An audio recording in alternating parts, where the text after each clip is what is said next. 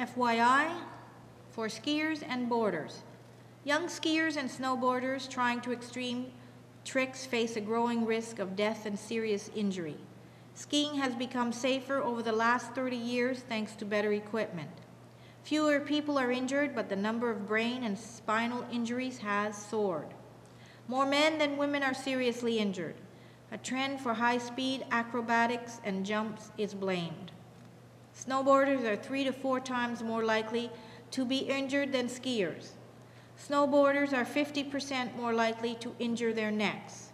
Skiers and snowboarders under the age of 35 are the 3 times more likely to sustain a serious head injury than older participants. Wanted, extreme athlete. Orthopedic surgeon seeks extreme athlete for surgical experimentation. No prior injury is necessary, but an asset as these injuries demonstrate the athlete's dedication to an extreme sport.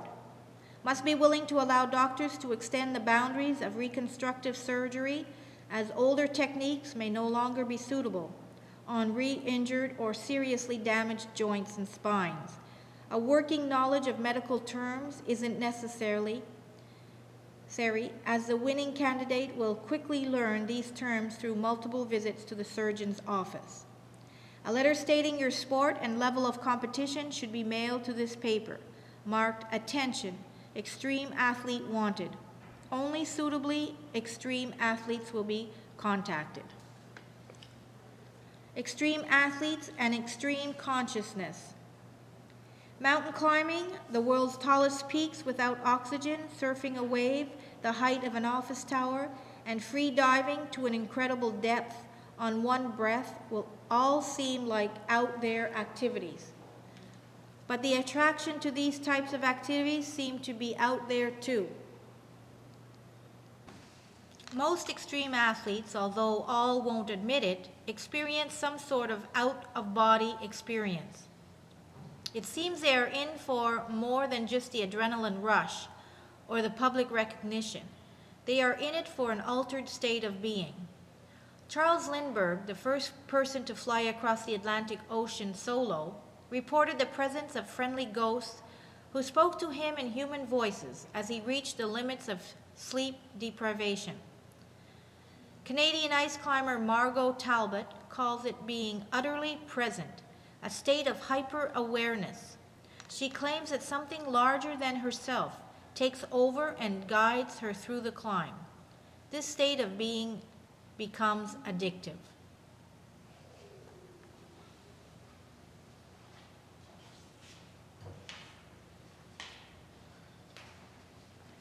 Adrenaline journal.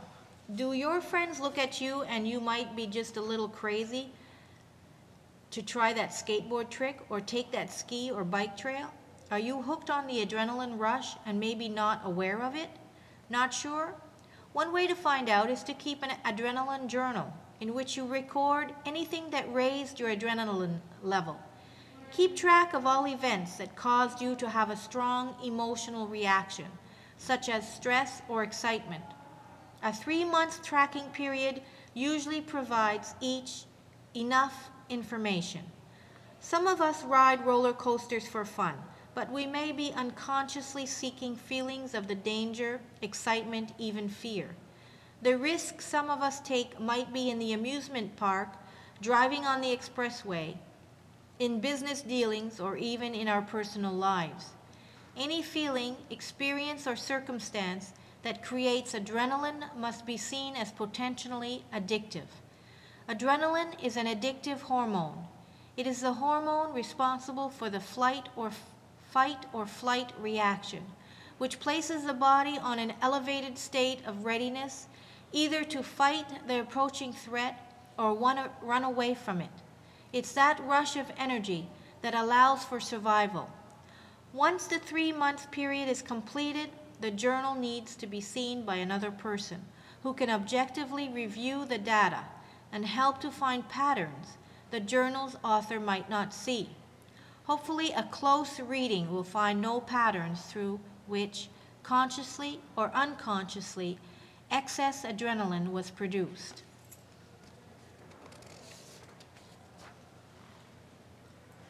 How extreme is too extreme?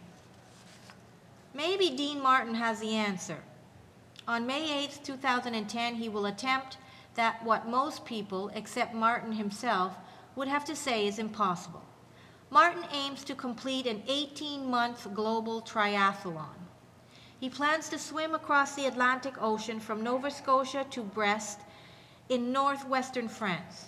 Just in case your geography is a little rusty, that's 5,600 kilometers of swimming.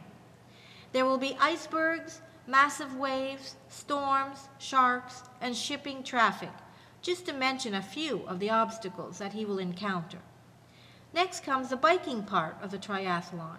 If you use Google Maps to find out the distance between Brest, France, and Yulin, Russia, you will get the following message.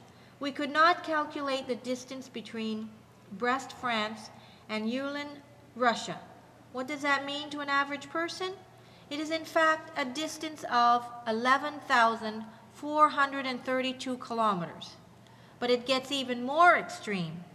Martin's planned bike route will take him through Siberia, where he will be biking solo, carrying food and camping equipment. Still not extreme enough?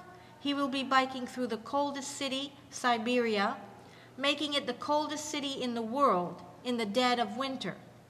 Next is the Bering Strait that separates Russia from Alaska. At only 85 kilometers wide, it would seem like a simple task for someone who has swum the Atlantic Ocean and biked across the Europe and Russia. It is not a gimme, to use a term from the unextreme sport of golf. From Cape Wales, Alaska, Martin will trek to Fairbanks, Alaska, 1,600 kilometers away. Fairbanks marks the beginning of civilization and therefore roads, so Martin plans to run the third part of a triathlon from there to New York City. He expects to be able to run a marathon a day, 42 kilometers once his legs are in their best condition. This last leg, no pun intended, is 4,860 kilometers long.